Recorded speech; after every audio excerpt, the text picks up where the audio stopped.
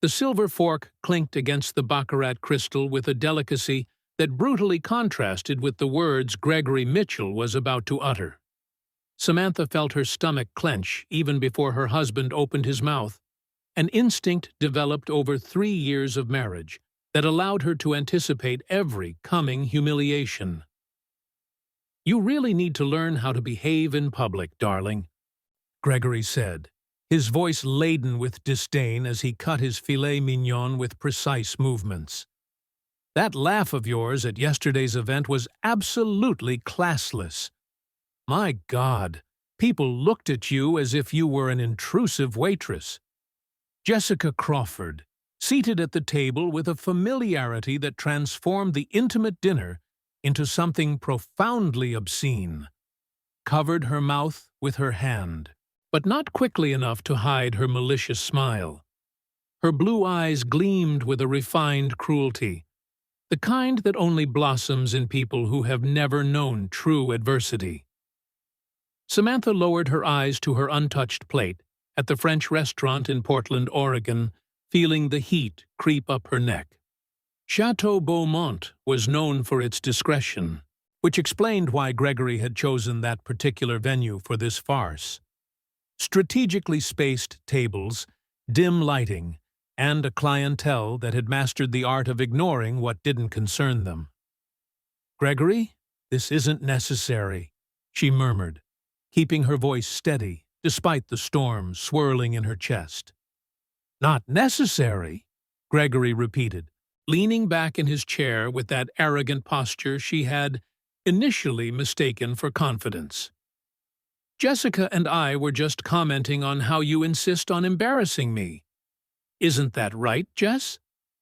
Jessica nodded eagerly, her perfectly waved blonde hair swaying as if in a shampoo commercial. "Absolutely true. Honestly, Samantha, for someone married to one of the West Coast's top investment brokers, you really should try harder to measure up." The words were sharp as scalpels, designed to cut deep. Samantha had only known Jessica Crawford for 6 months, ever since Gregory had hired her as his executive assistant. A job description that apparently included romantic dinners and weekend getaways that Gregory barely bothered to hide. "I know this must be difficult for you to accept," Gregory continued, his voice taking on that paternalistic tone he used when he wanted to appear magnanimous. "But Jessica and I have a real connection. Intellectual, spiritual, something you could never understand." Samantha finally raised her eyes, meeting her husband's gaze. There was a time when those brown eyes made her feel safe. Now, they merely reflected an emptiness. She wondered if it had always been there, invisible beneath the veneer of charm he had used to win her over. "And what exactly do you want me to do with this information, Gregory?" Samantha asked, her voice more controlled than she felt. Jessica chuckled, a crystalline sound that echoed softly in the space around them. "Well, I think he's trying to be gentle, preparing you for the inevitable." Gregory took Jessica's hand across the table, a gesture so brazenly public that it made Samantha's blood boil. "Divorce is coming, Sam. Be realistic. You've had 3 good years of my last name, access to a life you would never have achieved on your own. Consider it a gift. And when this is over, Jessica and I can finally stop hiding." Hiding.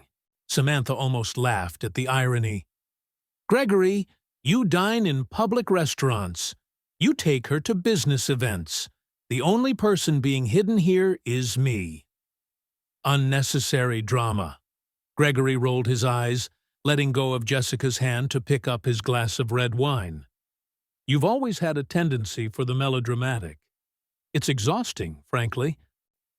Samantha watched her husband drink the $1,000 wine, the bottle he had ordered without consulting her, just as he made all decisions without consulting her.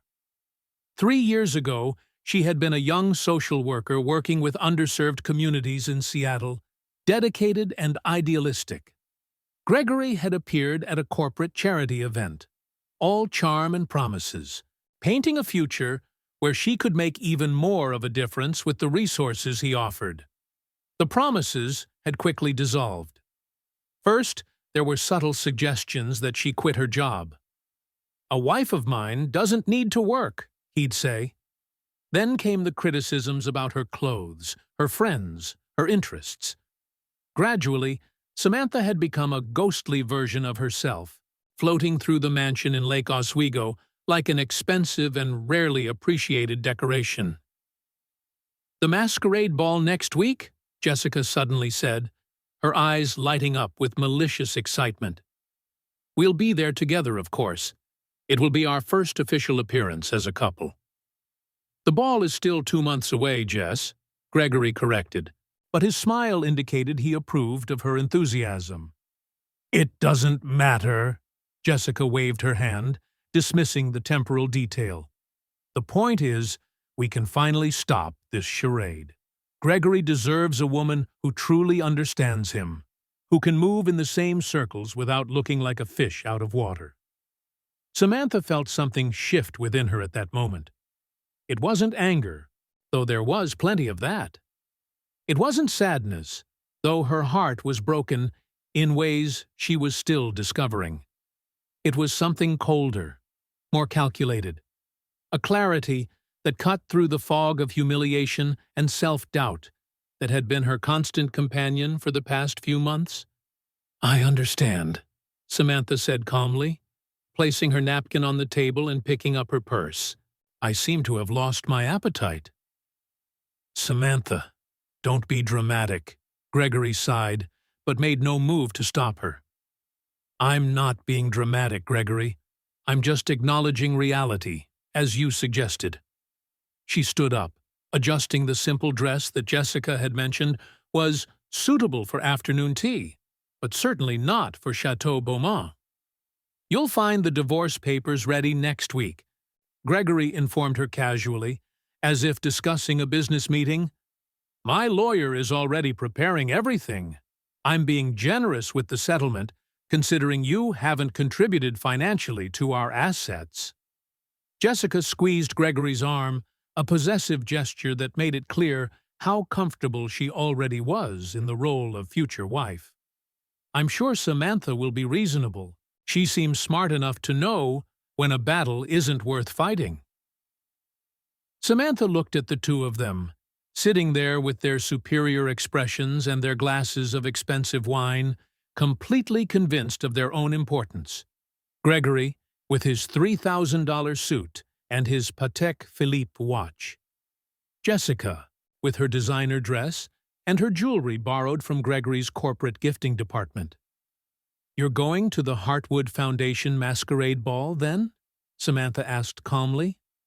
Gregory seemed surprised by the question. "It's the social event of the season. Obviously, we'll be there." "Why?" "Just curious," Samantha replied, a small smile touching her lips. "I hope you enjoy your evening. Si choose." She turned and walked through the restaurant, past the tables with their elegant patrons and whispered conversations. The maitre d' opened the door for her, his eyes carrying a silent compassion that suggested he had witnessed similar scenes many times before. The Portland night was cold and damp, typical of October. Samantha took a deep breath, letting the fresh air fill her lungs. For the first time in months, perhaps years, she felt something beyond resignation. A purpose was forming, a determination that had been buried beneath layers of criticism and manipulation. Gregory and Jessica had no idea who Samantha truly was, what she had built away from his critical eyes. They saw her as a disposable wife, an inconvenient obstacle in the path of what they considered their manifest destiny together. The masquerade ball would be revealing in more ways than they could imagine. Samantha's black Mercedes glided smoothly through the wrought iron gate of the mansion in Lake Oswego, leaving behind the property that had never truly felt like home. The lights of Portland twinkled in the distance like terrestrial stars, indifferent to the personal drama unfolding beneath their glow. Samantha drove for 20 minutes until she reached the Pearl District, parking in front of a converted industrial building few knew her connection to. The old elevator creaked up to the 4th floor, where a single steel door opened to a space Gregory had never seen. Samantha typed in the code, and the fluorescent lights revealed what had been her secret sanctuary for the past 18 months. A functional office filled with files, computers, and whiteboards covered with notes and flowcharts. "Are you all right?" Diane Carter's voice emerged from the small kitchen in the corner, carrying 2 cups of tea. At 52, Diane was one of Oregon's most respected corporate law attorneys, with practical gray hair and eyes that missed nothing. Samantha accepted the cup, allowing herself a moment to absorb the warmth through her hands. He announced the divorce today, in front of her, as if he were presenting a quarterly report. Diane sat down in one of the swivel chairs, her face showing the controlled irritation of someone who had witnessed many powerful men underestimate the women around them. "And the other one?" "Jessica is convinced she'll be the next Mrs. Mitchell. They plan to attend the ball together, a first official appearance as a couple." Samantha couldn't help the bitter tone that crept into her words. "Perfect," Diane said, opening her laptop. "That makes everything much more convenient. Speaking of which, the final transfer was confirmed this morning. All funds are exactly where they need to be." Samantha walked over to the larger whiteboard, observing the complex web of information she had meticulously compiled. At the center was the Heartwood Foundation, a charitable organization she had created 18 months ago, using every cent of the inheritance her grandmother had left her. $15 million that Gregory didn't know existed, protected by an irrevocable trust established years before she met him. Gregory had assumed that Samantha came from a modest middle-class family. Technically, that was true. Her father had been a teacher, her mother a nurse. But Samantha's maternal grandmother, Margaret Whitmore, had been a shrewd investor who had turned a small inheritance into a considerable fortune. She had died 6 months before Samantha's wedding, leaving everything to her granddaughter with one condition. The money was to be used to make a real difference in the world. Samantha had honored that wish in ways her grandmother would approve of.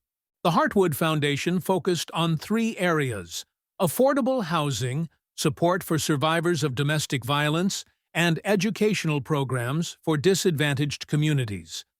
In 18 months, it had helped over 200 families and established partnerships with organizations across the state. And Gregory had no idea about any of this. "Is the foundation board confirmed for tomorrow?" Samantha asked, turning to Diane. "Everyone will be there at 10. Margaret Wu from the Housing Association, Robert Chen from the Women's Legal Center, and Dr. Patricia Morrison from the University of Oregon. They're eager to discuss the ball proposal." Samantha nodded, feeling the familiar rush of purpose that had sustained her in recent months. When Gregory began to grow more openly cruel, when Jessica appeared with her toxic arrogance, Samantha had channeled her pain into something productive. Every insult had become motivation. Every humiliation, fuel. "Are you sure about exposing everything publicly?" Diane asked, her voice carrying the professional caution of someone who had seen vengeful plans go wrong. "Once you do this, there's no turning back." Samantha considered the question as she sipped her tea. The truth was, she wasn't seeking revenge in the traditional sense. She didn't want to destroy Gregory or Jessica. She wanted something simpler and, paradoxically, more devastating. She wanted them to see who she truly was. She wanted them to confront their own insignificance. "It's not about revenge," Samantha said finally. "It's about truth. Gregory built his entire self-image on being superior to me. Jessica feeds on the fantasy that she won some prize by stealing him. They need to understand they were playing a game I was never interested in playing." Diane smiled, a rare gesture that transformed her serious face. "Your grandmother would be proud." Samantha's phone vibrated. A message from Gregory. "I left the preliminary divorce documents on your home office desk. Read them when you're ready to be rational." Her home office. The small room on the second floor that Gregory had designated for her, as if doing her a favor. A claustrophobic space filled with books he had never bothered to ask about, projects he had dismissed as bored wife hobbies. He sent the documents. Samantha showed Diane her phone. "Let me guess. He's offering crumbs and expecting gratitude." Samantha opened the scanned documents Gregory had attached. Her eyes scanned the terms. She would keep her car, some jewelry, and a one-time payment of $200,000. The mansion, the investment accounts, the vacation properties, everything would remain with Gregory. In exchange, she would sign a comprehensive confidentiality agreement and waive any future claims. "He actually believes I should be grateful for this," Samantha murmured, more to herself than to Diane. "Men like Gregory always believe they're being generous, even when they're being predatory," Diane replied, her voice laden with years of experience representing women in similar situations.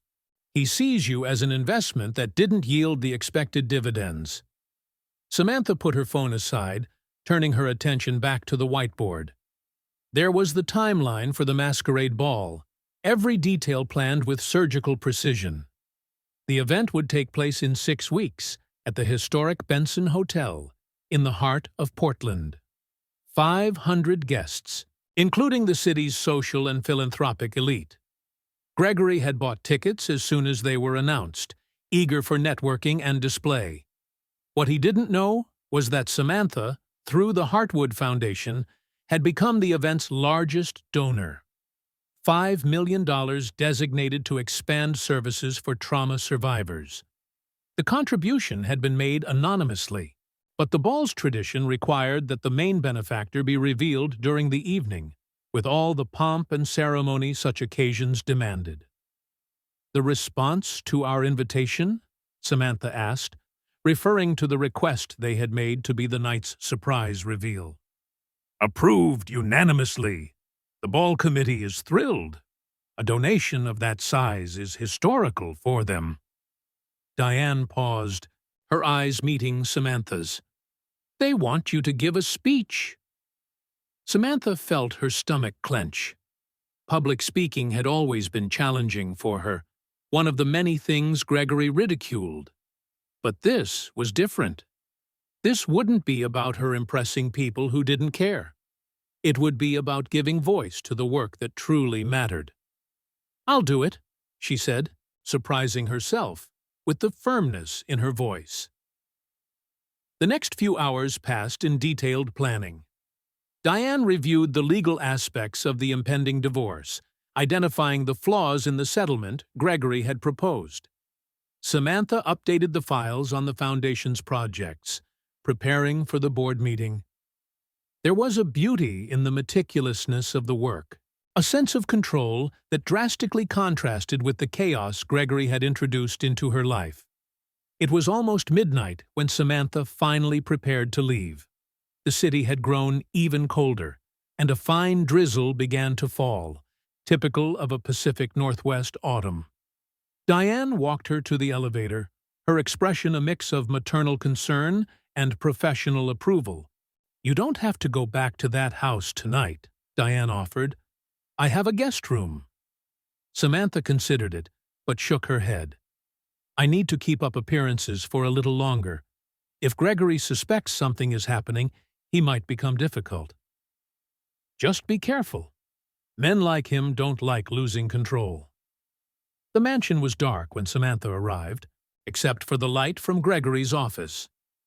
She could see him through the window, hunched over his desk, likely reviewing portfolios or planning his next financial conquest. For a moment, she felt a pang of something that might have been longing, not for him specifically, but for the illusion she had allowed herself to believe. The fantasy of a partner, a companion, someone who saw her as an equal. But fantasies were dangerous. They obscured reality and allowed people like Gregory to operate with impunity. Samantha entered silently through the side door, going straight up to her room.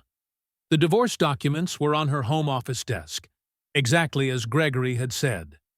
She picked them up, not to reread them, but to remind her of what was at stake. It wasn't money, which she didn't need. It wasn't status, which she had never desired. It was dignity. It was truth. It was the refusal to allow Gregory's narrative about who she was to become the official story. In the bathroom mirror, Samantha studied her reflection. At 31, she looked younger than she felt, with brown hair falling in natural waves and green eyes that Gregory had once called extraordinary before he started calling them ordinary. There were lines of tension around her mouth, marks of forced smiles and swallowed words. But there was also something new, a determination that hadn't been there 3 months ago, a clarity that came from finally stopping her self-doubt and starting to act. Morning arrived with that diffuse luminosity characteristic of Portland, where the sun constantly battles layers of persistent clouds. Samantha woke early, as had become her habit in recent months, before Gregory came down for his elaborate coffee and his morning routine of checking Asian markets. She dressed with calculated care.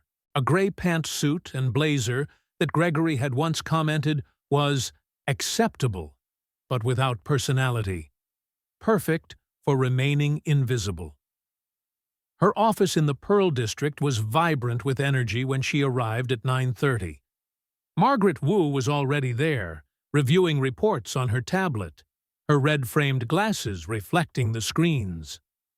At 43, Margaret had dedicated her career to affordable housing, transforming abandoned buildings into thriving communities. Samantha admired her deeply, not just for her work, but for her unwavering authenticity. "Last quarter's numbers are extraordinary," Margaret said without looking up, her accent lightly marked by her childhood in Taiwan. "We managed to house 23 more families in the Southeast Division project. The children are already enrolled in local schools." Samantha felt that familiar sense of accomplishment, so different from the emptiness that permeated her domestic life. Every family helped represented a tangible victory, a stark contrast to the years spent as a silent ornament at Gregory's corporate events. Robert Chen arrived exactly at 10, as always, carrying his worn leather briefcase and a box of donuts from the Korean shop on the corner. His work at the Women's Legal Center had made him a silent legend in Portland, a lawyer who had chosen purpose over profit decades ago and never looked back.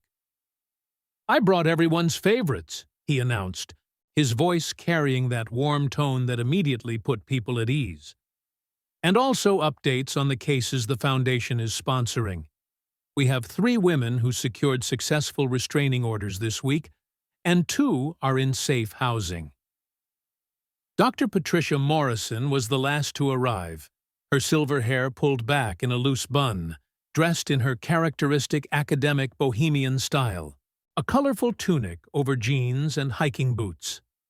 At 61, she had mentored Samantha for a brief period in college, years before Gregory entered her life. "Sorry, I'm late," Patricia said, accepting a coffee from Diane. Department meeting that should have been an email, as always. As everyone settled around the impromptu conference table, Samantha felt the weight of gratitude. These people had believed in her when she appeared 18 months ago with an inheritance, a plan, and still fresh emotional scars. They hadn't questioned her motives or judged her situation. They simply helped her turn pain into purpose. "Let's begin." Diane opened the meeting, her efficiency cutting through any unnecessary formality. Everyone knows about the masquerade ball and the planned reveal. We need to discuss how this might impact the Foundation's operations. Margaret was the first to speak. The exposure will be significant. A $5 million donation gets attention, especially when revealed so dramatically. We need to be prepared for an influx of interest, both positive and negative. I agree, Robert added, adjusting his glasses. And there's the issue of your husband. Once he finds out about the Foundation, about the resources you have, the divorce situation could become considerably more complicated. Samantha had considered this countless times in recent weeks. Gregory was many things, but stupid was not one of them. When he discovered she had been operating a multi-million-dollar foundation right under his nose, his reaction would be unpredictable. The wounded ego of a man accustomed to absolute control was a dangerous variable. That's why timing is crucial, Diane interjected, distributing documents. Samantha will file her response to Gregory's divorce petition 3 days before the ball. These documents reveal the existence of her grandmother's trust and make it clear that she doesn't need anything from him financially. More importantly, they expose several inconsistencies in Gregory's financial records that could indicate irregularities. Patricia nodded thoughtfully. You're using the element of surprise to disarm him. Smart, but risky. Everything in this situation is risky, Samantha admitted, her voice firmer than she expected. But continuing as an invisible, grateful wife while he publicly ridicules me is also risky. At least this way, I'm choosing my own terms. Margaret reached across the table and took her hand. You're not alone in this. We're all here. The meeting progressed through logistical details. How to manage the expected increase in donation requests, media strategies to frame the narrative about the Foundation, and contingency plans should Gregory attempt legal retaliation. Robert had prepared a comprehensive defense, anticipating every possible move.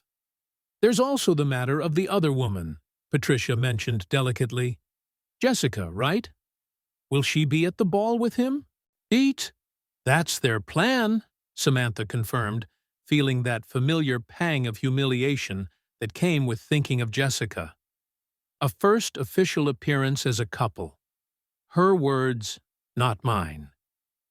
Then she'll be part of his public downfall, Margaret observed emotionlessly. I don't know whether to feel pity or satisfaction. Diane smiled coldly. Personally, I'm leaning towards satisfaction. Jessica Crawford made conscious choices. She knew he was married, she chose to participate in Samantha's public humiliations, and now she believes she's won some prize. Reality will be a harsh teacher. Samantha wasn't sure how she felt about Jessica.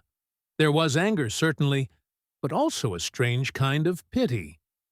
Jessica was so convinced of her own superiority, so certain she had won some competition Samantha had never entered. When the truth was revealed, when Jessica realized that Gregory had chosen her precisely because she was manageable and impressionable, the fall would be brutal. I've prepared a media briefing, Diane continued, pulling out more documents. When the reveal happens, there will be questions. Many questions. You need to be prepared to speak not only about the Foundation, but about why you kept everything private. And what do I say? Samantha asked, feeling for the first time the true magnitude of what she was about to do. Patricia leaned forward, her eyes carrying that wisdom that came from decades of navigating academic and social politics. You tell the truth, that your grandmother left you resources with the specific purpose of making a difference, that you took that responsibility seriously and worked quietly because the work mattered more than recognition. And if they ask about Gregory, you simply say that your personal life is separate from your philanthropy. But it's not, Samantha objected. Not really. The foundation became my survival. Every time he called me useless, I came here and saw the families we had helped. Every time Jessica laughed at my clothes or my manners, I reviewed the numbers of women we had pulled out of abusive situations. This isn't separate from my personal life. It's what kept me sane. The silence that followed was heavy with shared understanding. Everyone around that table had, in one way or another, chosen meaningful work over more superficial rewards. They understood. Then you talk about resilience, Robert said gently, about transforming personal challenges into community impact. This isn't weakness, Samantha. It's the most powerful story you can tell. The meeting extended through lunchtime, with Diane ordering Thai food from a nearby restaurant. They worked through scenarios, prepared responses, and refined strategies. By 3 in the afternoon, Samantha felt as though she had run a mental marathon, but there was also a sense of readiness, of finally being prepared for what was to come. When the others left, only she and Diane remained in the office. The afternoon light filtered through the large industrial windows, casting long shadows across the space.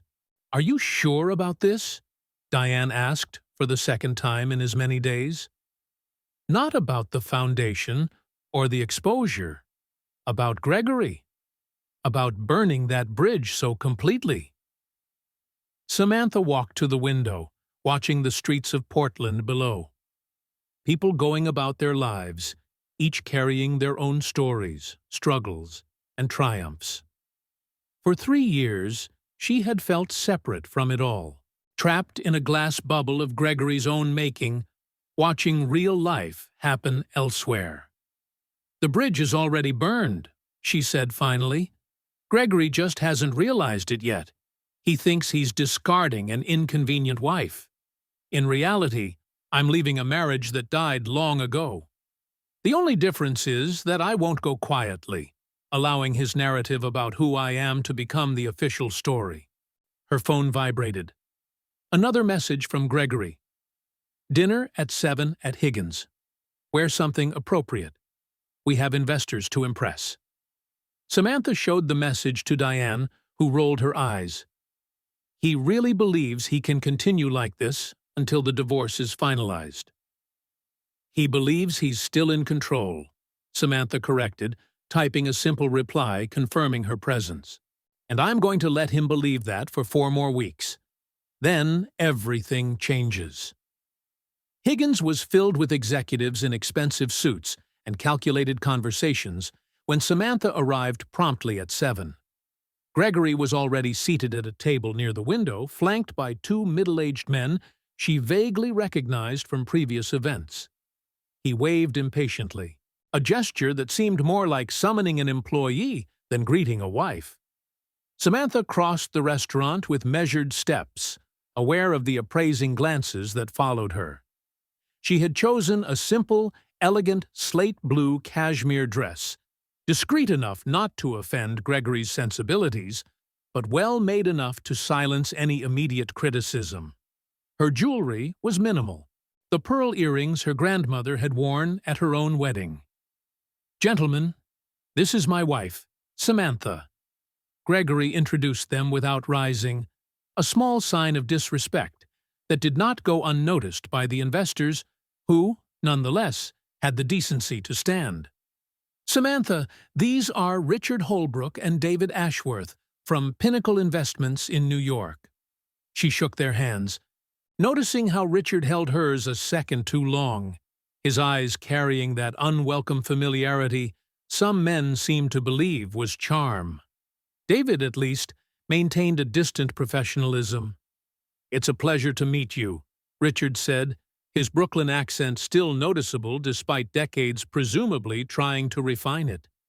Gregory never mentioned he had such a charming wife. Gregory chuckled, but there was a tightness in his jaw. "Samantha prefers to stay behind the scenes. She's quite shy about the business world." Not shy, Samantha thought as she took her seat. Bored, There was a significant difference between the two, but Gregory had never bothered to learn which. The conversation flowed around her as it always did, words about emerging markets, investment opportunities, and projected returns. Gregory was in his element, gesticulating with his whiskey glass, weaving narratives about his financial victories with the confidence of someone who mistook luck for skill. Richard and David listened with the kind of courteous attention wealthy men gave each other, each assessing if the other was worth their time and money. Samantha ordered only a glass of white wine and a salad, knowing anything more elaborate would result in later comments about her appetite or food choices. She had become an expert at becoming invisible on these occasions, physically present but absent in any meaningful sense. "And you, Mrs. Mitchell?" David turned to her unexpectedly, catching her mid-sip of wine. "How do you spend your days? I imagine maintaining a home like the one Gregory described must be full-time work." Gregory answered before she could. "Samantha has her little projects. Volunteer work, gardening, things like that. Nothing too demanding." Little projects. The words echoed in Samantha's mind with almost comical irony. A $15 million foundation that had changed hundreds of lives. Reduced to little projects in Gregory's casual narrative. "Actually," Samantha said calmly, her voice cutting through Gregory's presumption, "I've been quite involved with community work. Affordable housing, primarily. There's a tremendous need in Portland." Richard nodded politely, but his interest was already drifting back to Gregory. David, however, held her gaze for a moment longer, something akin to genuine curiosity in his eyes. "It's important work," David said. "My sister does something similar in Boston. She always says it's more rewarding than anything I do in finance." He smiled, a self-conscious gesture that humanized his sharp executive features. Gregory interrupted before the conversation could develop. "Lovely, but let's get back to what matters. Richard, about that green tech opportunity you mentioned." And so Samantha was pushed back into invisibility, a role she had played so many times it had become second nature. She ate her salad mechanically, responded when directly addressed, and maintained the neutral expression of polite interest Gregory expected. It was only when Richard mentioned the masquerade ball that her attention truly sharpened. "I heard you got tickets," Richard was saying, genuine envy in his voice. "Those sold out in 72 hours. How did you manage it?" Gregory leaned back in his chair with obvious satisfaction. "I have my contacts, and frankly, events like this are essential for high-level networking. Everyone who matters in Portland will be there." "We'll be in Seattle that night, unfortunately," David said, "but I hear it's going to be spectacular. Apparently there's a big surprise planned, a donor reveal that's being kept under wraps." Samantha felt her heart quicken slightly, but maintained her unchanging expression. She brought her wine glass to her lips, a casual gesture that disguised the adrenaline that suddenly flooded her veins. "There's always some theatrical drama at these events," Gregory dismissed with a wave of his hand. "Probably some tech executive seeking attention. But the real action happens in private conversations, in the relationships you build away from the spotlight." "Are you going with Gregory?" Richard asked Samantha, his eyebrow raised in a way that suggested he already suspected the answer. There was a moment of heavy silence. Samantha could feel Gregory weighing his options, deciding how much of the truth to reveal. She decided to make it easy for him. "I'm not sure yet," she said lightly. "Gregory has business commitments for the evening." It was the lie Gregory needed, the graceful exit that allowed him to save face while planning to attend with Jessica. She saw the instant relief in his eyes, quickly followed by that familiar expression of condescending gratitude, as if she had done something extraordinary by simply not making a scene. "Exactly," Gregory agreed quickly. Samantha understands that these events are primarily professional for me. She prefers to avoid the social circus anyway. More lies piled upon lies, building a narrative that had little to do with reality. But Samantha let it pass, knowing that in 4 weeks, all those careful untruths would spectacularly unravel. The rest of the dinner dragged on with numbing predictability. Richard drank too much and became increasingly effusive about his own achievements. David maintained a polite reserve, occasionally asking intelligent questions that revealed a sharp mind behind his cautious demeanor. Gregory orchestrated everything like a conductor leading a familiar symphony, never missing an opportunity to promote himself while subtly diminishing anyone who threatened his narrative of superiority. When they finally finished, it was almost 10 o'clock. Richard and David headed to their hotel, promising to continue discussions in the morning. Gregory and Samantha walked to their separate cars, a practice that had become routine in recent months. "You behaved appropriately tonight," Gregory commented as he adjusted his tie in the parking lot. It wasn't a compliment, exactly, more a performance review. That thing about affordable housing was unnecessary, but at least you weren't embarrassing. Samantha watched him in the amber glow of the parking lot, this man she had promised to love until death did them part.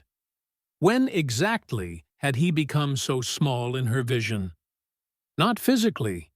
He still maintained the polished appearance of success that had first attracted her, but something essential had shrunk, perhaps had always been shrunken, and she was only just beginning to see it clearly. "Gregory," she said calmly, "when you look at me, what do you see?" He blinked, clearly taken aback by the question. "What do I see? I don't understand." "It's a simple question. When you look at your wife, what do you see?" Gregory frowned, that annoyed expression appearing whenever he was confronted with something emotionally demanding. "I see you, Samantha. Why are you being weird?" "Just curiosity." She unlocked her car, but paused before getting in. "Because when I look at you now, I realize I don't know if I ever truly saw you either, or if I just saw what I wanted to see."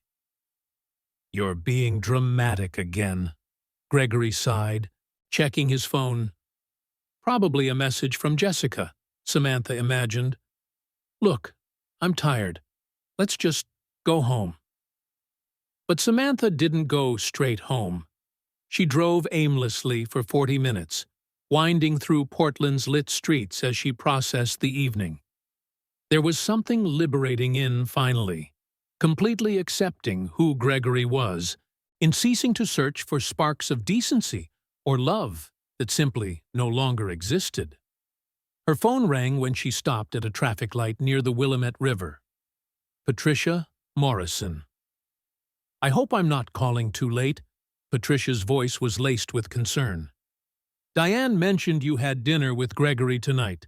Just wanted to check in on you."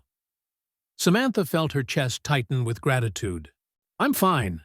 Better than I expected, actually."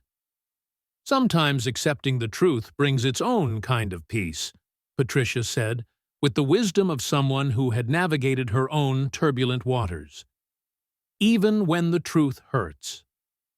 "It doesn't hurt anymore," Samantha realized aloud. "It's more like finally taking off a shoe that's been too tight for so long you'd forgotten your feet could feel different." Patricia chuckled softly. "That's an oddly accurate metaphor. Listen, I'm also calling because I want you to come to dinner on Friday.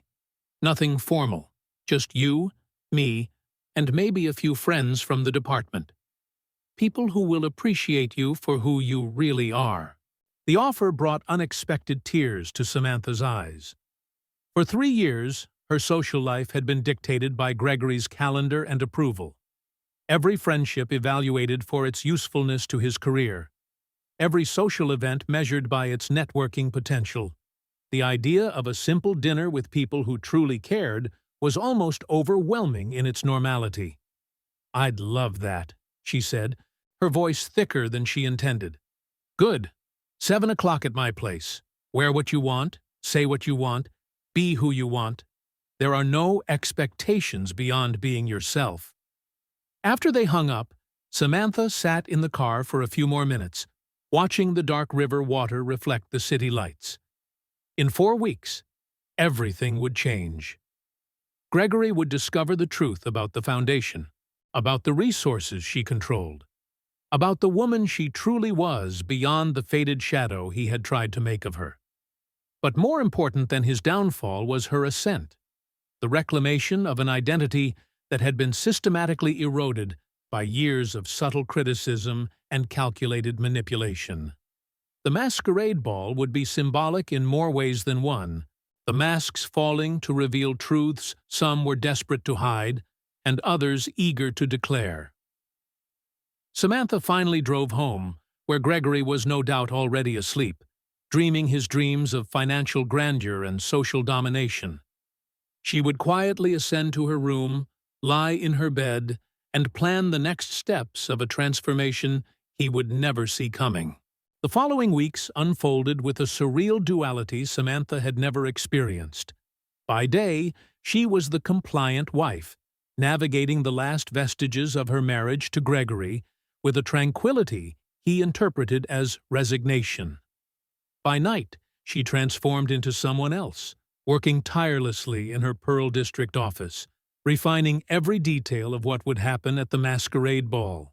Gregory had become even more careless in his public appearances with Jessica. They openly lunched at trendy restaurants, were photographed at smaller charity events, and Jessica had even posted an ambiguous photo on social media where her arm was clearly intertwined with Gregory's, though their faces were conveniently out of frame. The caption simply read, "New phase, new happiness," with a red heart emoji. Diane had warned Samantha that this could complicate the divorce, giving Gregory arguments about alienation of affection or other legal maneuvers. But Samantha didn't care. Every public display was more evidence, more documentation of Gregory's blatant disregard for their marriage. More importantly, each appearance confirmed how much he underestimated her, how much he believed she would simply passively accept everything. With 2 weeks left until the ball, Samantha had developed a meticulous routine. She woke at 6 in the morning, before Gregory, and spent an hour reviewing the final preparations on her tablet. Then she would go downstairs, prepare his coffee exactly as he liked it, and play the role he expected. It was a performance that became easier each day, precisely because she knew it had an end date. "You've been oddly agreeable lately," Gregory commented one Thursday morning, watching her over his Wall Street Journal as he drank his coffee. "Almost compliant." Jessica was there, of course, seated at the breakfast table as if she already lived there. She had started showing up in the mornings a few weeks prior, a transgression so audacious that Samantha was initially speechless. But she had swallowed her indignation, recognizing that each outrage was just more fuel for what was to come. "Just accepting reality," Samantha replied calmly, serving fresh orange juice she had squeezed. "You've made it clear where things stand. There's no point fighting the inevitable." Gregory and Jessica exchanged a look of smug satisfaction, clearly interpreting her calm as defeat. Jessica bit into a piece of toast with strawberry jam, leaving a red lipstick mark on the white porcelain. "It's refreshing to see you finally being reasonable," Jessica said, her voice carrying that fake sweetness that made Samantha's teeth clench. "Makes everything so much more civilized, don't you think?" Samantha merely smiled, an expression that didn't reach her eyes. Civility is important.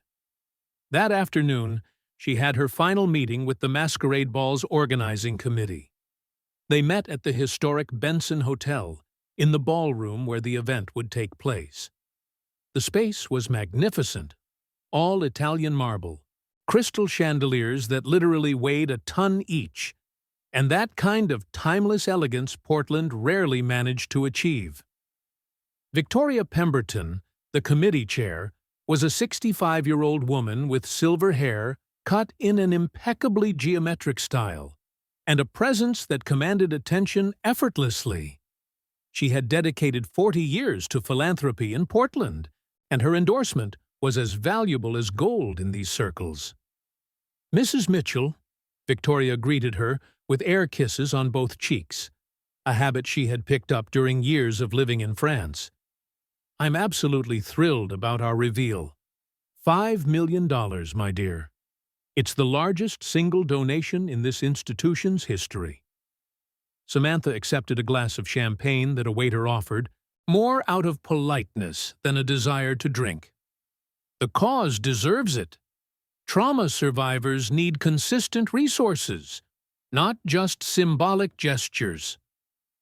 Precisely why I insisted you be our surprise reveal," Victoria agreed, guiding her through the ballroom while pointing out where each element would be positioned. "Many donors want ego recognition. You want real impact. It's refreshing, frankly." They spent the next hour reviewing every detail. The reveal would happen at 10 o'clock that night, after dinner, but before the dancing officially opened.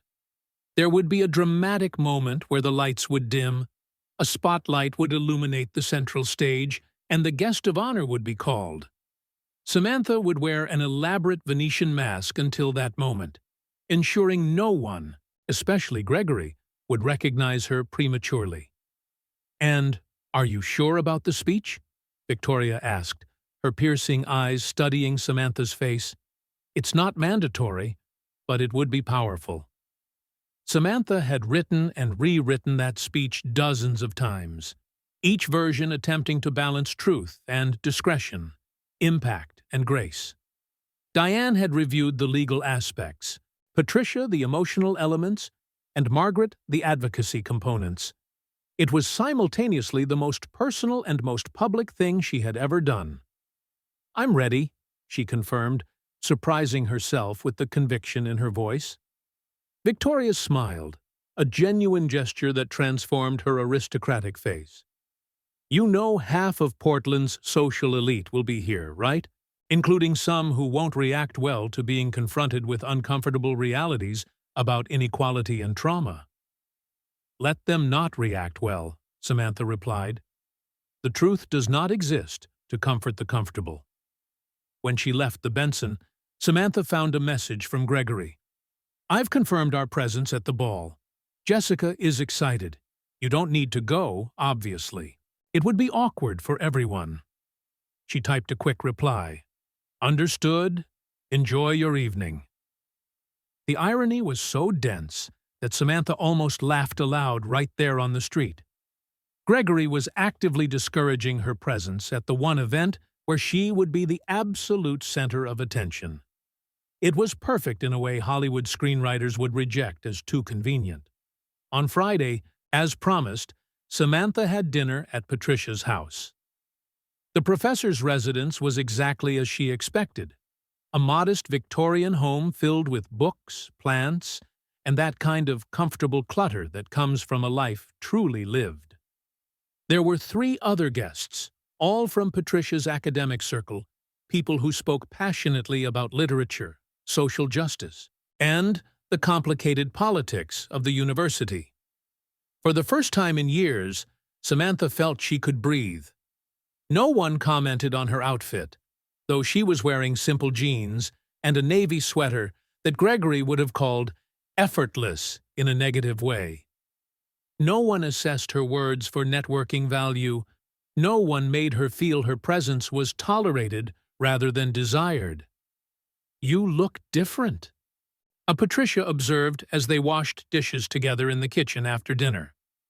"Lighter, somehow." Samantha considered this as she dried a ceramic platter.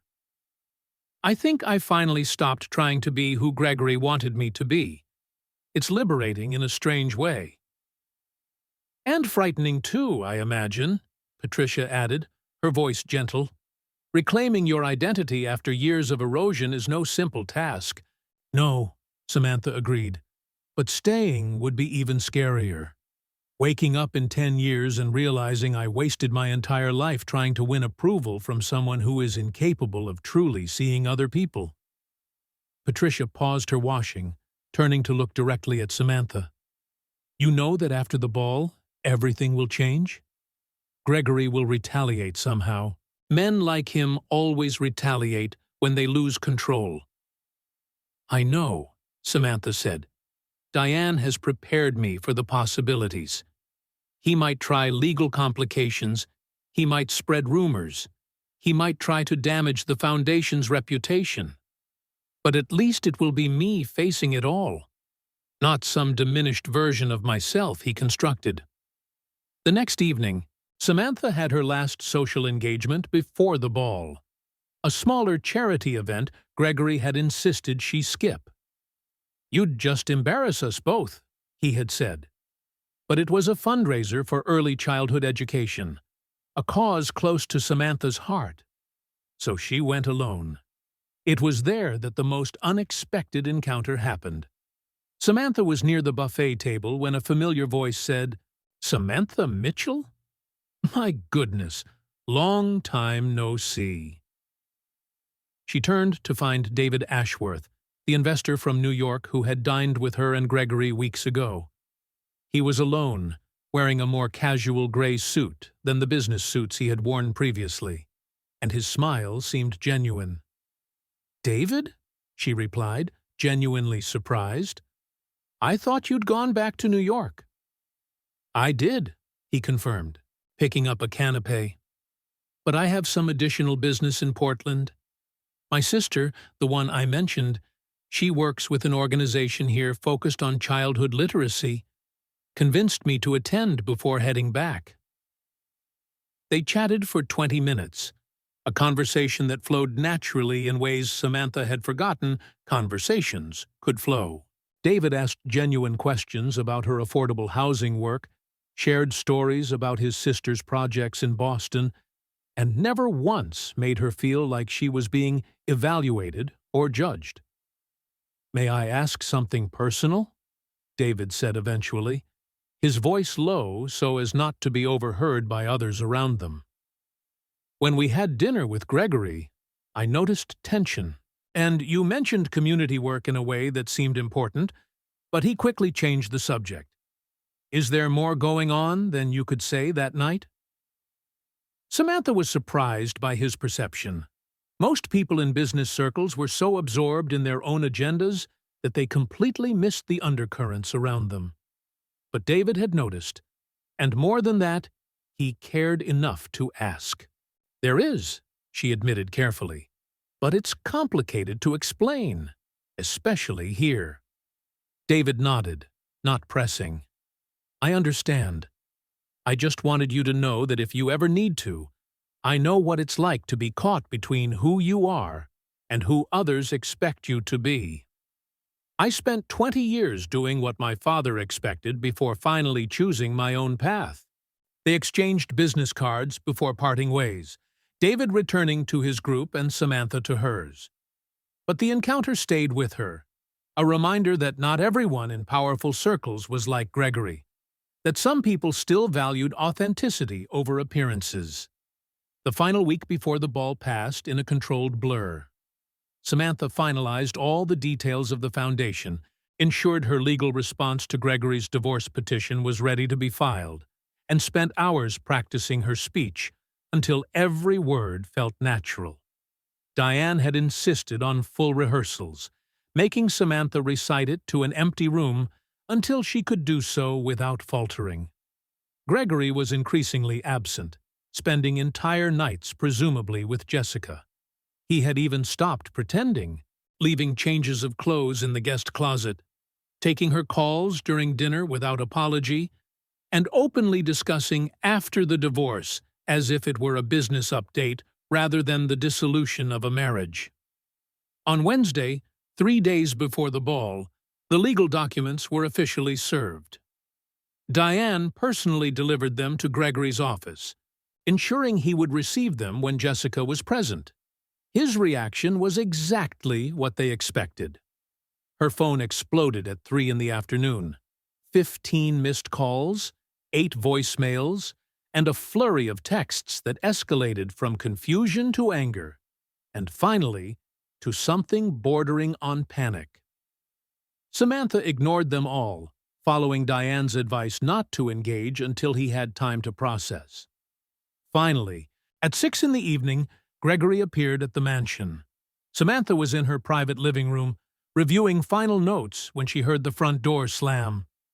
His heavy footsteps ascending the stairs were like thunder, all his corporate composure gone. "Explain this," he demanded, bursting in without knocking, throwing the documents onto her desk. 15 million? A trust? An entire foundation you're operating? What the hell is going on? Samantha looked at her husband, seeing for the first time not the powerful man who had intimidated her for years, but someone smaller, frightened, and fundamentally lost when confronted with something he couldn't control. "It's all explained in the documents, Gregory," she said calmly. "My grandmother left me resources. I used them to make a difference. You never asked what I did with my time, so I didn't tell you. You hid $15 million from me." His voice was rising, that vein in his temple throbbing the way it did when he was losing control. "I didn't hide anything.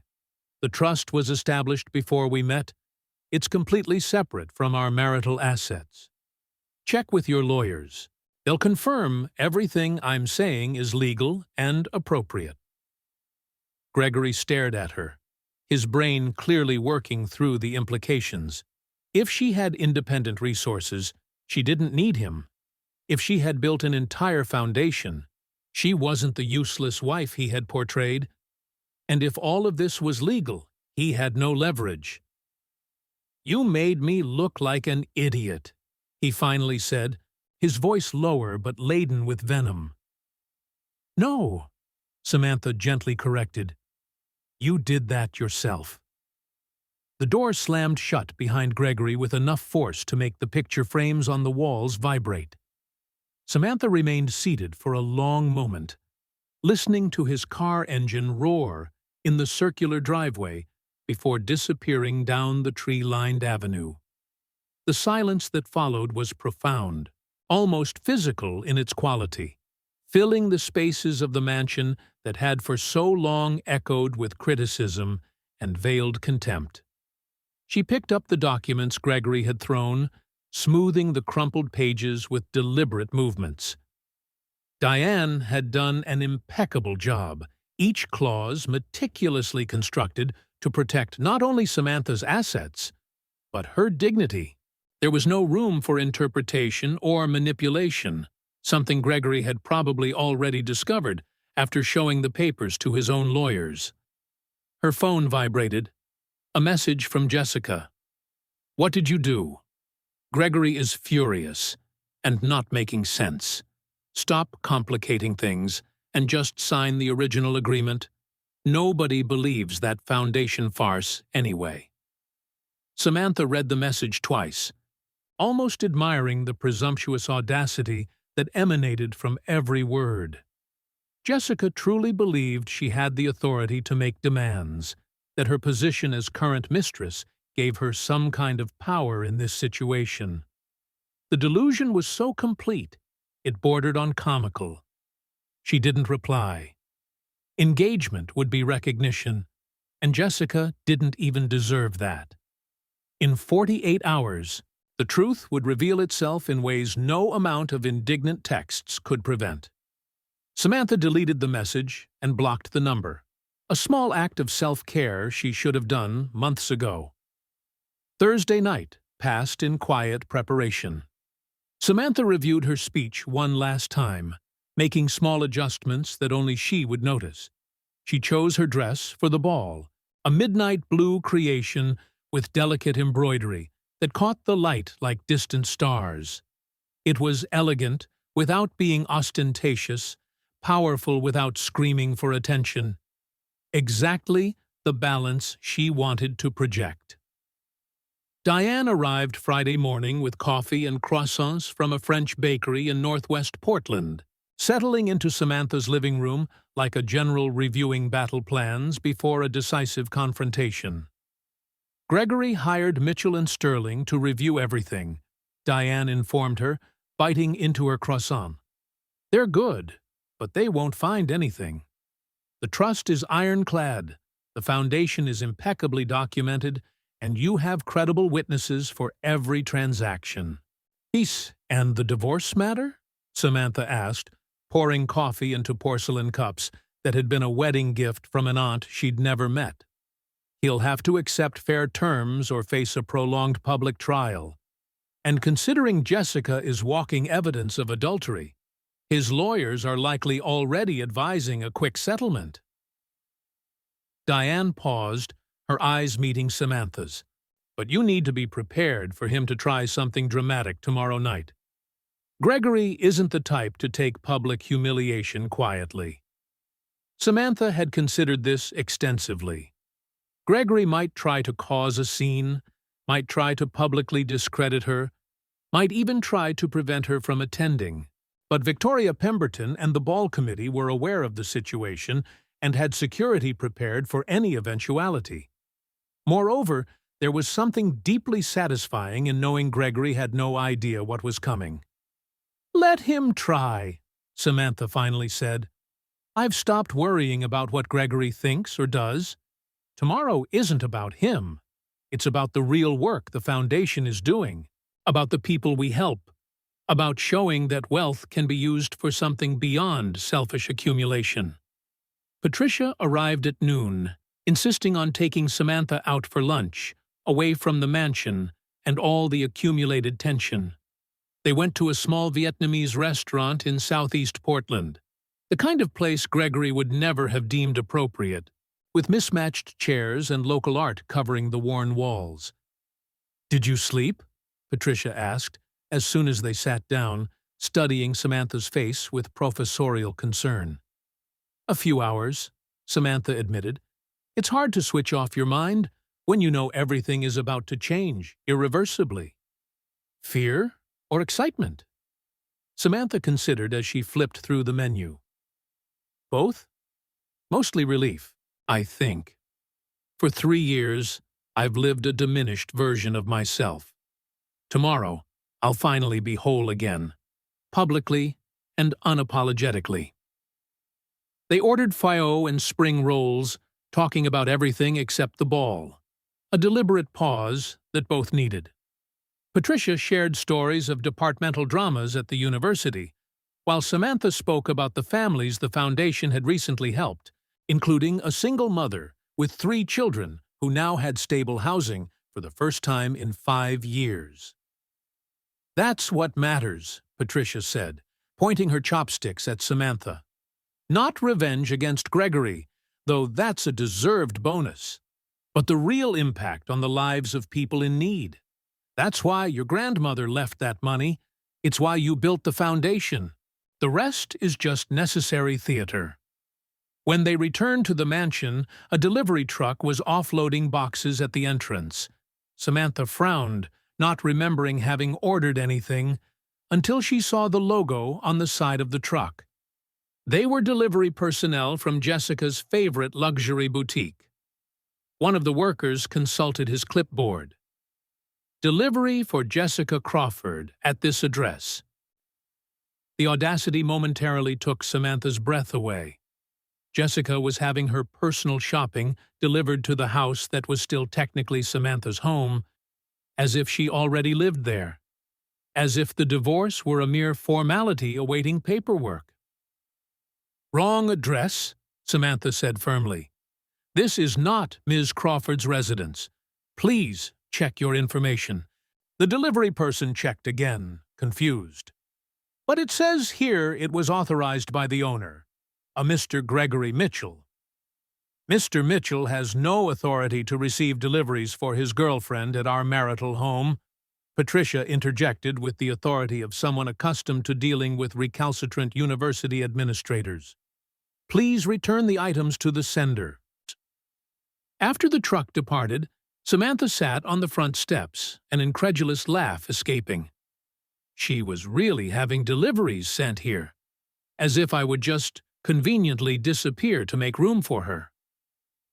It's a fascinating disconnect from reality, Patricia observed, sitting beside her. Gregory and Jessica built such a complete narrative about how things are that they forgot to check if it matched the truth. The rest of the afternoon passed in practical preparation. Diane returned with Margaret and Robert, all attending for a final coordination meeting before the big event. They reviewed the logistics, the order of events, the timing of the revelation, contingencies if anything went wrong. It was comforting to be surrounded by people who saw her clearly, who valued her contribution, who never made her feel she needed to diminish herself. The local press has confirmed attendance, Margaret informed.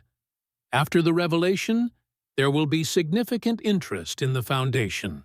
We need to be prepared to capitalize on that with more donations and partnerships. I already have 3 organizations waiting to discuss collaborations, Robert added. Your donation created ripples. People want to associate with this kind of strategic philanthropy. As the sun began to set over Portland, casting the city in amber and gold hues, Samantha felt something solidify within her. It wasn't exactly confidence, though there was that. It was more like a deep acceptance that, no matter what happened in the next 24 hours, she had made choices that honored her values. She had transformed pain into purpose, humiliation into action, invisibility into impact. Gregory called at 8 in the evening, the first direct communication since his outburst the previous day. Samantha considered not answering, but curiosity won. "Can we talk like adults?" His voice was controlled, that negotiating tone he used with difficult clients. Clearly, there have been misunderstandings on both sides. Perhaps we can reach a mutually beneficial agreement.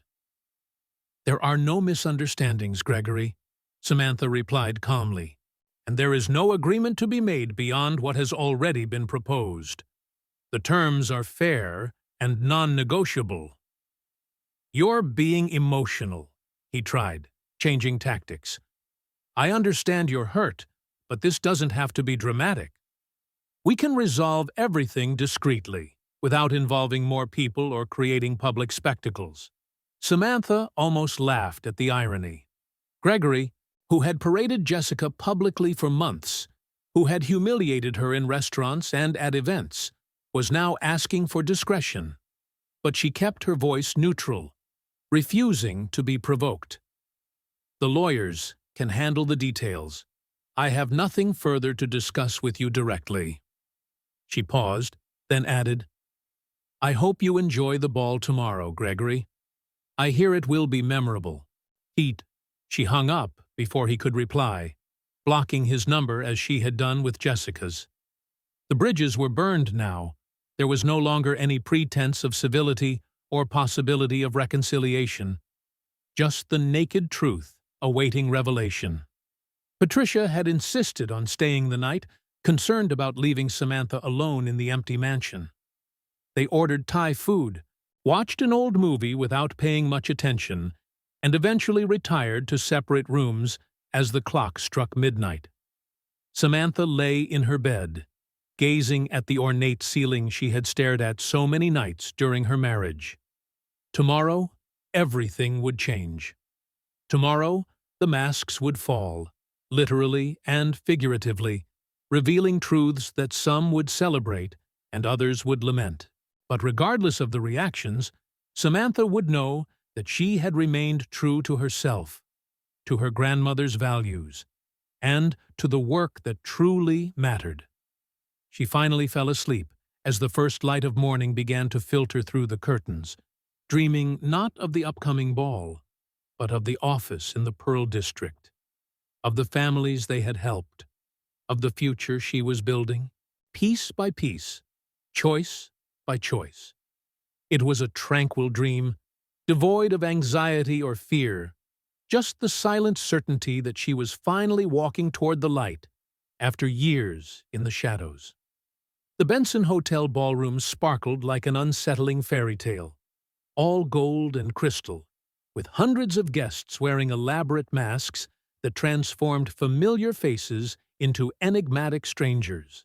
Samantha arrived at 8:15, 15 minutes after the official start time, wearing her Venetian mask in silver and blue that covered the upper half of her face.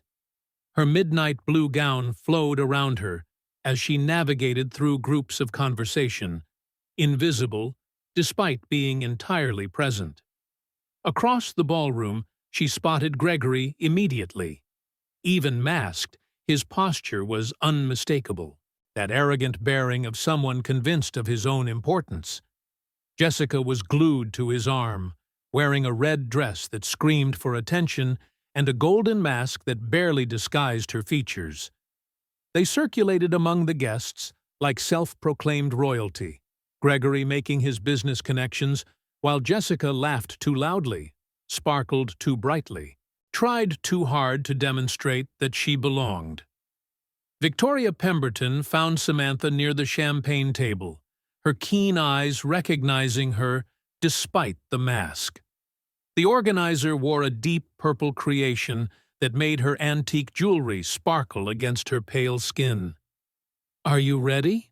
Victoria asked softly, her hand lightly touching Samantha's arm. "More than ever," Samantha replied, surprised by how true the words felt. Dinner was served at 8:30, with guests settling at round tables decorated with arrangements of white flowers and candles casting dancing shadows. Samantha was seated at the head table, strategically positioned where she could see Gregory and Jessica without being noticed. They were 3 tables to the left, Gregory gesticulating animatedly as he spoke with an older couple, Jessica constantly adjusting her hair, checking her reflection in the crystal glasses. "She can't keep still," Margaret observed, following Samantha's gaze. The Foundation's counselor was seated to her right, her own mask in earthy tones perfectly matching her moss-green dress. "Nervousness or nature?" "Insecurity," Samantha replied softly. "Beneath all that arrogance, Jessica knows she doesn't truly belong. That's why she tries so intensely to prove otherwise." Diane was on the other side, elegant in black with a lace mask that made her eyes seem even more piercing. "Gregory is nervous, too. See how he keeps checking his phone, probably hoping his lawyers will find a magical way to invalidate the trust." The food was excellent, though Samantha could barely taste it. Her stomach was tight with anticipation, each passing minute intensifying the reality of what was about to happen. She had memorized her speech, rehearsed her posture, prepared every word. But there was still that small voice questioning if she had the courage to actually do it. Patricia, seated directly opposite, seemed to read her thoughts. "You were born for this moment," she said low enough for only Samantha to hear. "Everything you've been through, every humiliation, every night crying, every doubt about your own worth, it all led to this point. It's not about revenge. It's about truth." At 9:45, after desserts had been served and preliminary speeches concluded, Victoria ascended the small stage set up in the center of the ballroom. The lights dimmed gradually, focusing all attention on the organizer as she took the microphone. "Ladies and gentlemen," her voice resonated through the sound system, clear and commanding. "Tonight is special for many reasons, but primarily because we have the privilege of honoring an extraordinary philanthropist whose generosity will transform lives for years to come." Samantha felt her heart quicken, each beat echoing in her ears. Diane squeezed her hand under the table, a silent gesture of encouragement. "Rarely do we witness donations of this magnitude," Victoria continued. $5 million earmarked specifically to support trauma survivors, expand mental health services, and create safe housing for those escaping dangerous situations. But more impressive than the amount is the humility with which it was given. Gregory was leaning forward now, clearly curious about who would be revealed. Jessica whispered something in his ear, likely speculating about which tech executive or heiress was about to receive recognition. "Our benefactor requested anonymity until tonight," Victoria said, her eyes discreetly meeting Samantha's across the ballroom. She built an entire foundation over the past 18 months, working quietly, focused on impact rather than recognition. The Heartwood Foundation has already helped hundreds of families, and this donation will multiply that impact exponentially. A murmur went through the ballroom. The Heartwood Foundation was known in social service circles, but few among the social elite present were aware of its existence. Please join me in welcoming the founder and principal benefactor of the Heartwood Foundation. Victoria extended her hand toward the head table, Samantha Whitmore Mitchell. The moment that followed seemed suspended in time. Samantha rose gracefully, removing her mask as she walked toward the stage. The ballroom erupted in polite applause that gradually changed in quality as guests began to process what they were seeing. Victoria deliberately used her full name, including Whitmore, her grandmother's surname, which carried weight in philanthropic circles. But the reaction that mattered was 3 tables to the left. Samantha didn't need to look directly to see Gregory freeze. His wine glass paused halfway to his mouth. Jessica simply gaped, her expression of confusion slowly morphing into comprehending horror. Samantha ascended the stage, accepting the microphone from Victoria with steadier hands than she expected. From her vantage point, she could see the entire ballroom, 500 people wearing elaborate masks, all focused on her. And in the corner of her vision, Gregory pushing his chair back, his body language screaming shock and contained rage. "Thank you, Victoria, and thank you all for being here tonight," Samantha began, her voice surprisingly calm. 18 months ago, I inherited resources from my grandmother, Margaret Whitmore, with a simple condition: use them to make a real difference in the world. She was a woman who believed that wealth carries responsibility, that privilege demands action. The guests listened politely, but Samantha could feel the undercurrents of curiosity. Many knew who she was as Gregory's wife, had seen her quiet appearances at events, perhaps even witnessed some of the humiliations he inflicted. "I created the Heartwood Foundation because I saw critical need in our community," she continued, her eyes briefly meeting Patricia's, then Margaret's, then Diane's. Families without stable housing, women escaping abusive relationships, children needing educational support. These are not statistical abstractions. They are real people with real stories, deserving of dignity and opportunity. Gregory was standing now, trying to discreetly signal to her, his mask removed, revealing an expression of poorly contained panic. Jessica was tugging at his arm, clearly wanting to leave, but he was frozen, unable to depart without causing a bigger scene. "The foundation operated quietly because the work mattered more than recognition," Samantha said, her voice gaining strength. "Every dollar went to programs, not publicity. Every decision focused on impact, not image. And in these 18 months, we have helped 233 families find stable housing, provided legal representation for 147 abuse survivors, and created educational programs reaching almost 1,000 children." The applause this time was warmer, more genuine. People were beginning to understand that it wasn't just about money, but about real, tangible work. "This $5 million donation will allow us to expand dramatically," Samantha continued. "But more importantly, I hope it inspires others to think about how they can use their resources. Wealth can be a tool for change, or a shield for isolation. It can build bridges or walls. The choice is ours, individually and collectively." She paused, letting the words sink in. Then she added, her voice softer but clearly audible, "Sometimes it takes time to find our purpose. Sometimes one needs to go through difficult periods to discover one's strength. But when we finally find that purpose, when we stop living by others' expectations and start honoring our own values, that's when true transformation happens." It wasn't a direct attack on Gregory, but everyone in the ballroom who knew her situation understood the reference. Samantha saw familiar faces reacting, some women nodding subtly, some men shifting uncomfortably. "Thank you for everyone's generosity in supporting this cause," Samantha concluded. "Together, we can make a difference that lasts, that transforms, that honors the inherent dignity of every person in our community." The ovation was instantaneous and genuine, people rising to their feet, applause filling the ballroom.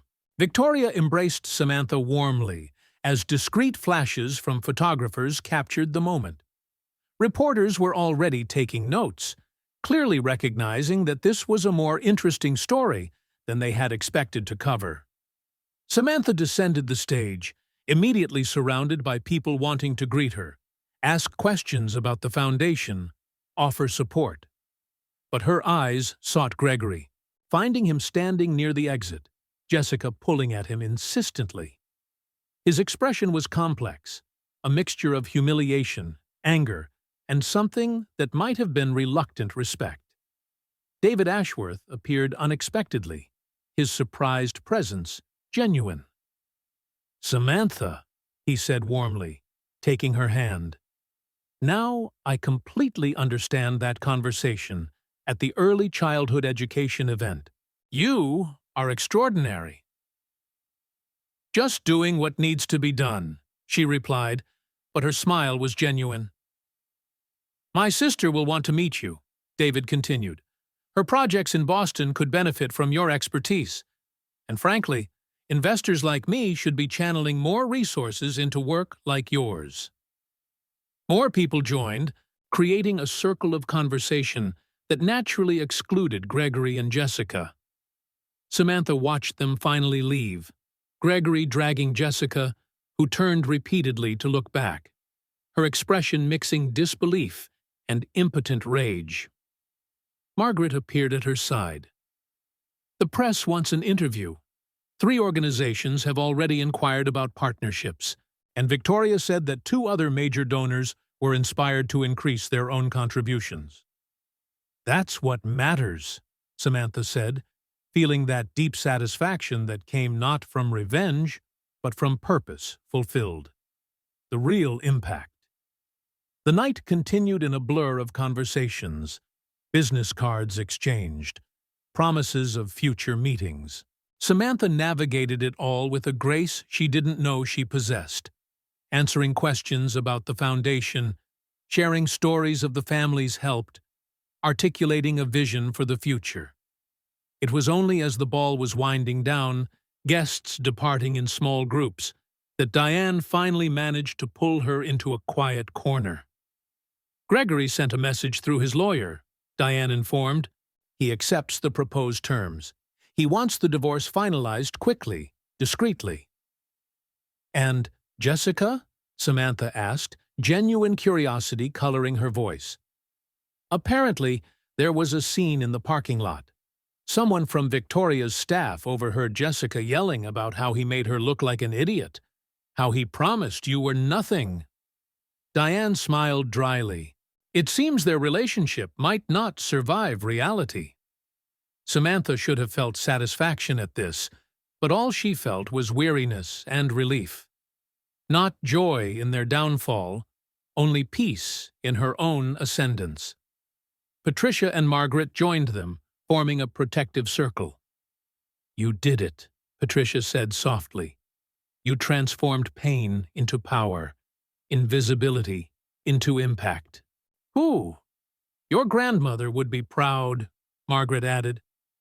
Samantha looked at these women who had supported her, seen her worth, when she could barely see it herself, believed in the work when it would have been easier to question.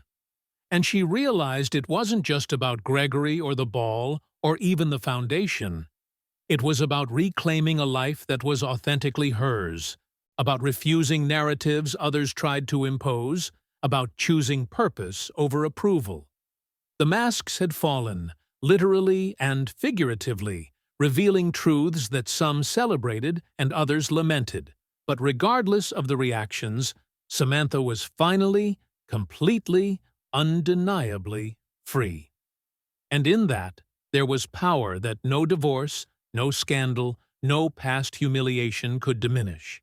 It was the power of knowing her own worth, living her own values, and building a life that honored both her pain and her strength. The ball was ending, but her true story was just beginning.